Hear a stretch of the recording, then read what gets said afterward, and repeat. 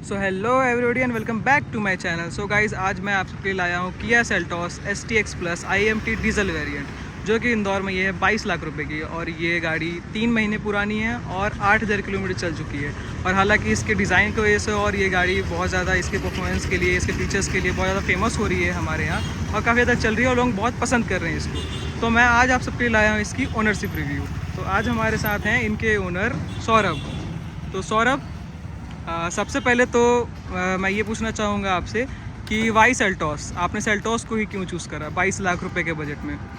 देखिए, गाड़ी लेते समय एक सबसे बड़ा फैक्टर जो होता है वो रहता है हमारा बजट। हाँ तो मेरा बजट भी कुछ ऐसे 20-22 लाख का था। हाँ जिसमें मैं एक मिड साइज SUV लेने का प्लान कर रहा था। हाँ तो मुझे मेरे दोस्तों ने बहुत सारे मतलब गाड़ियों के प्रेफरेंस दिए, हाँ जिसमें एक ये सेल्टॉस, क्रेटा, नेक्सॉन और वोल्क्सवैगन की भी एक दो गाड़ी थी, टाइगन और वर्टस, ये सब थी। लेकिन मोस्ट प्रोबेबली मुझे लेनी थी एक मिड साइज SUV, हाँ जिसमें मैंने ऑप्ट किया इस सेल्टॉस को।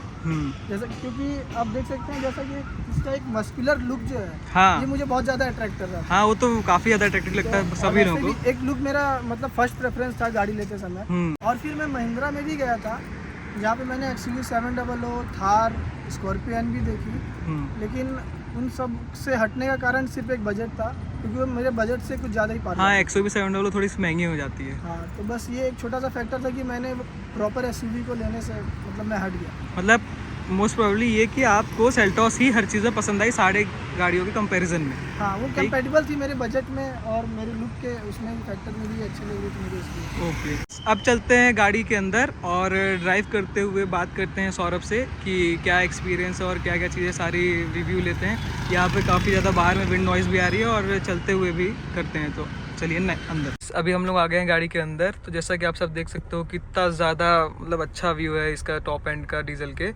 इसके इंस्ट्रूमेंटल क्लस्टर का और इसका इंफोटेनमेंट का।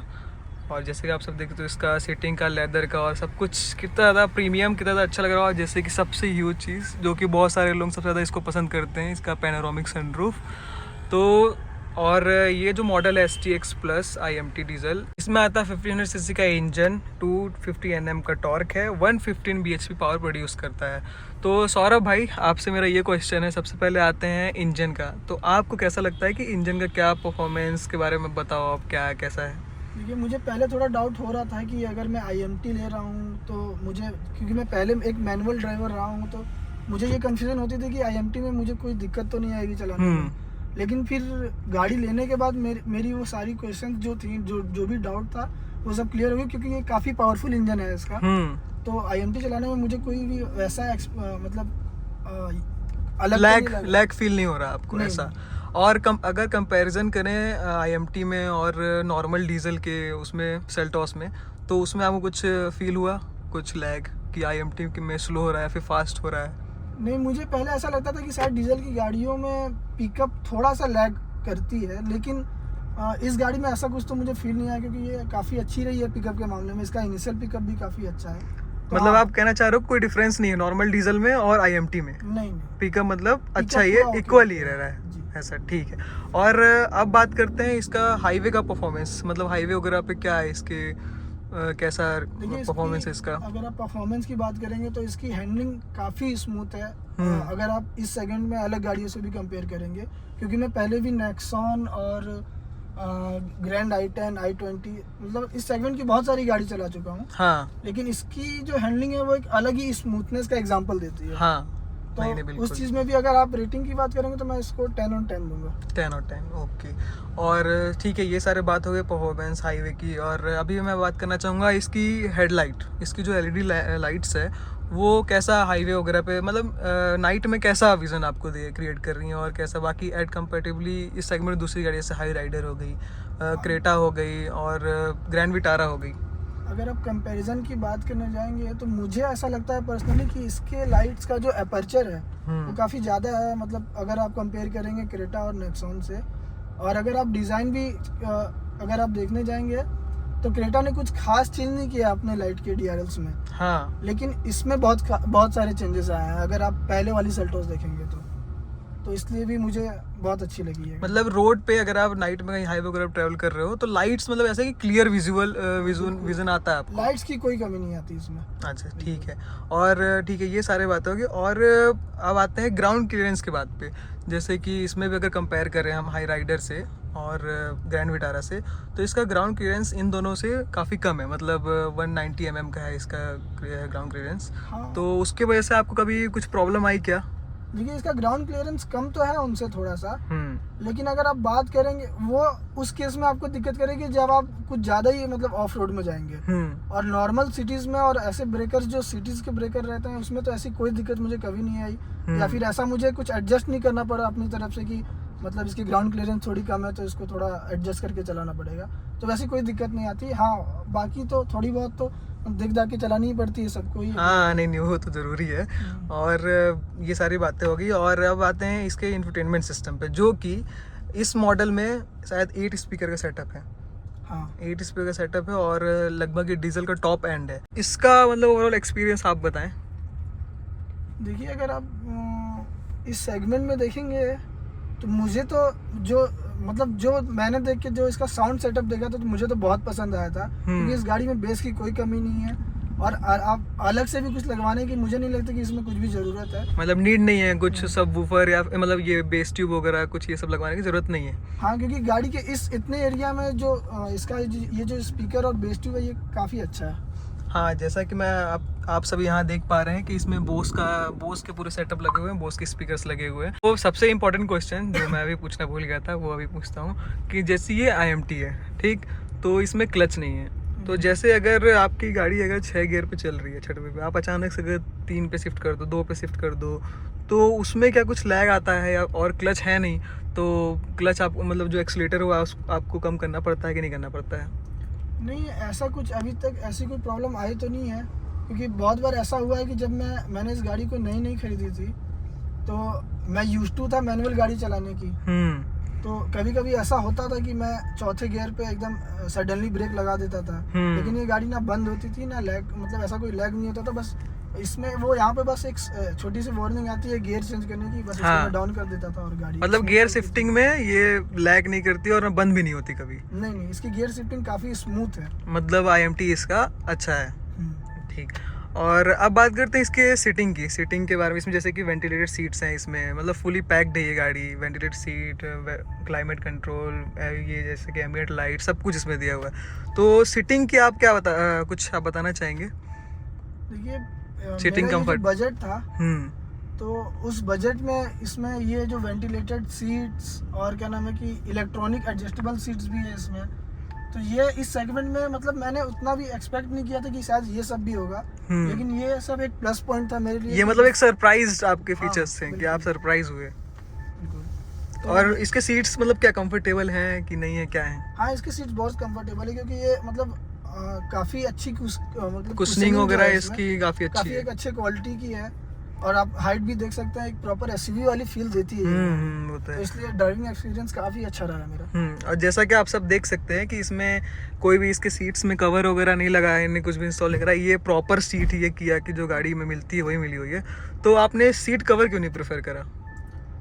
क्योंकि अभी तक ऐसा मुझे ऐसा कोई मतलब मिला नहीं सीट कवर, क्योंकि इसमें वेंटिलेटेड सीट्स भी हैं।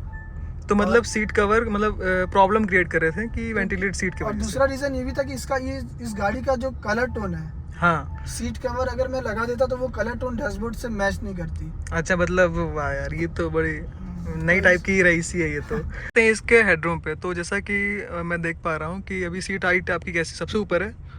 हाँ, सीट इसकी सबसे सबसे ऊपर है। तो जैसे आपकी हाइट अभी 5'8", 5'7" ऐसे होगी, तो इसका हेडरूम सपोर्ट आप क्या कहना चाहेंगे, कैसा है, मतलब अच्छा है आपके अकॉर्डिंग? और मुझे तो ऐसा लगता है देख करके कि अगर कोई 6 फुट का अगर बैठता है इसमें तो शायद उसको प्रॉब्लम होगी, तो ऐसा हो सकता है क्या? नहीं, एज सच मुझे तो ऐसा नहीं लगता कि ऐसी कोई दिक्कत आएगी, क्योंकि मेरे और भी दोस्त मतलब इस गाड़ी को ड्राइव कर चुके हैं जिनकी हाइट 6 फुट है, 6 फीट है, क्लोज टू 6 फीट। तो उनका हेडरेस्ट उनको मतलब कंफर्टेबल लगा है? हाँ, कंफर्टेबल लगा, उनको कोई दिक्कत नहीं है ऐसे। अच्छा, चलो ठीक। अब आते हैं इसके मतलब इंडियन मार्केट में मोस्ट इम्पॉर्टेंट थिंग कि माइलेज। माइलेज आपने डीजल ही क्यों चूज़ करा, पेट्रोल क्यों नहीं? आपने भी डीजल इसलिए चूज़ करा होगा क्योंकि माइलेज के लिए। देखिए माइलेज मेरा भी एक इम्पोर्टेंट कंसर्न था गाड़ी लेते वक्त। तो गाड़ी लेते समय मैंने भी इसकी बहुत क्वेरी मतलब की बहुत लोगों से कि क्या रहेगा क्या नहीं। तो सेल्टॉस में भी इस सेगमेंट में मुझे लगता है कि ये ठीक ठाक ही माइलेज दे देती है। मतलब अगर आप हाईवे पे चल रहे हैं तो आप आराम से 18-19 का एक्सपेक्ट कर सकते हैं। हाँ, हाईवे मतलब ये 18-19 जा रही है। और मार्केट के बारे में मतलब लोकल मार्केट में आप क्या बोलना चाहेंगे, सिटी में मतलब कैसी दे रही है माइलेज? सिटी में ये ऐसी नॉर्मल गाड़ियों की तरह फिर भी मान लो मतलब 13 और 14 तो दे देती है। 13-14 मतलब अगर कोई हाईवे वगैरह पे एक्सपेक्ट कर सकता है इसका कि 18-19 आप निकाल रहे हो और सिटी में 13-14 आप निकाल रहे हो। 17-18 तो अभी के हिसाब से मैं बता रहा हूँ। लेकिन कंपनी ने ऐसा क्लेम किया है कि 10,000 के बाद जो इसकी सर्विसिंग होगी उसके बाद इसका कम से कम 24 या 25 का माइलेज तो रहेगा। अच्छा, कंपनी में माइलेज ऐसा बोला गया है कि 24-25 तक जाएगी डीजल की अगर ये एक बार सर्विस हो जाएगी तो। जैसा कि आप सब गाइस देख सकते हो कि 7,000 किलोमीटर चल चुकी है, मतलब अप्रॉक्स 8,000 चल चुकी है। तो 2,000 किलोमीटर के बाद जो सर्विस होगी और उसके बाद माइलेज इसका बढ़ जाएगा। तो सौरभ भाई बाकी सब तो ठीक है, ये सारी चीज़ें आपने बता दी। अब आते हैं इसके नेगेटिव फैक्टर्स पे कि अभी तक 8,000 किलोमीटर्स की रनिंग में और 3 महीनों में आपको क्या मतलब इसके नेगेटिव पॉइंट्स लगे हैं वो आप बताएं। देखिए ऐसा तो कोई नेगेटिव पॉइंट मुझे इस गाड़ी का नहीं लगा है। हाँ, एक चीज़ है कि जब मैं लॉन्ग रन पे इस गाड़ी को कहीं भी लेके जाता हूँ हाईवे पे तो इसके सॉकर्स थोड़े स्टिफ हो जाते हैं। तो हाँ, ये चीज़ थोड़ी सी मुझे सॉकअप मतलब बाईपास पे स्टिफ हो जाते हैं। मतलब फुल रहती है अपने गाड़ी मतलब जब पूरे भरे रहते हैं सब लोग, मतलब 5 लोग 5-6 लोग जब भरे रहते हैं तब ये क्या होता है, स्टिफ हो जाती है बाईपास पे। चलो एक ही हो गया। और कोई इसका नेगेटिव पॉइंट जो आपको आ रहा हो माइंड में कभी, और कोई इसकी नेगेटिव पॉइंट जो मतलब आपको पसंद नहीं आ रही हो गाड़ी में कि अरे यार आप 3 महीने जैसे चला चुके हो, 8,000 किलोमीटर चला चुके हो, और कुछ कि कभी आपको ऐसा लगा कि नहीं यार ये तो बहुत परेशान किया मुझे और बिल्कुल पसंद नहीं आ रहा आपको? ऐसा कुछ खास नेगेटिव पॉइंट तो नहीं लगा है मुझे इस गाड़ी में। लेकिन हाँ, एक बार ऐसा हुआ था कि मैं अपने दोस्तों के साथ बाहर गया था तो मेरा एक दोस्त इसके सनरूफ को बार बार ओपन क्लोज कर रहा था। अच्छा, सनरूफ यहाँ से? हाँ, तो उस टाइम पे इसका सनरूफ बीच में एक बार स्टक हो गया था। तो वो शायद थोड़ा सा एक टेक्निकल इशू था इसमें। और उसके बाद मतलब वो स्टक होने के बाद वो काम नहीं कर रहा था? नहीं। अच्छा, बिल्कुल काम नहीं करता ऐसा? फिर उसके बाद 2-3 बार हमें मतलब मेन स्विच ऑन ऑफ करना पड़े गाड़ी का, तब जाके ये स्टार्ट हुआ, मतलब सही हो गया फिर। ठीक। ओवरऑल इस गाड़ी को आप आउट ऑफ 10 क्या रेटिंग दोगे आप? अब आप सब चीज़ को मिला करके कि 22 लाख रुपए के बजट को देखते हुए। देखिए मेरे हिसाब से तो ये गाड़ी 10 on 10 ही है, क्योंकि ये मेरा पर्सनल रिव्यू है। बाकी टेक्निकल एरर्स को अगर आप देखेंगे तो ये ऐसा कोई कंसीडर करने वाला फैक्टर तो नहीं है, फिर भी मेरे लिए 10 on 10 है। ओके। एक और इम्पोर्टेंट क्वेश्चन था जो मैंने आपसे पूछना मैं भी भूल गया कि जैसे इसकी इस गाड़ी को लेकर के मोस्ट ऑफली मतलब क्वेश्चंस ये आते हैं कि सेफ्टी रेटिंग को लेकर के। जैसे कि आपको पता है कि एन कैप में रेटिंग इसकी 3 या 4 ऐसे ही कुछ है। तो आप जब इस गाड़ी को लेने जा रहे थे तो आपने ऐसा कुछ नहीं सोचा कि मैं कुछ ऐसी गाड़ी लूँ जो मतलब सेफ्टी रेटिंग में ज़्यादा हो, ऐसा कुछ? सेफ्टी भी मेरा एक मतलब इम्पोर्टेंट फैक्टर था। तो मैं आपको बता दूं कि इस सेल्टॉस की जो पहले वाली जो मतलब मैन्युफैक्चर वाली जो मॉडल थी वो मतलब 3 में आती थी, 2 या 3 उसकी सेफ्टी रेटिंग थी। लेकिन इसकी अगर आप बात करेंगे तो सेफ्टी में सेल्टॉस ने बहुत इम्प्रूवमेंट किया और इसकी सेफ्टी रेटिंग 4 है, जो कि बहुत सही है। तो आपका मतलब आप सेटिस्फाइड हो कुल मिलाकर के इस गाड़ी से? 10 out of 10 आप रेटिंग दे रहे हो? ठीक है। सो गाइस, ये रिव्यू थी आपकी ये न्यू सेल्टॉस की। तो जैसा कि आप सब ने देखा, अगर कुछ आपको कमेंट करना हो तो कमेंट सेक्शन में बता सकते हैं। इनका रिव्यू 10 out of 10 है।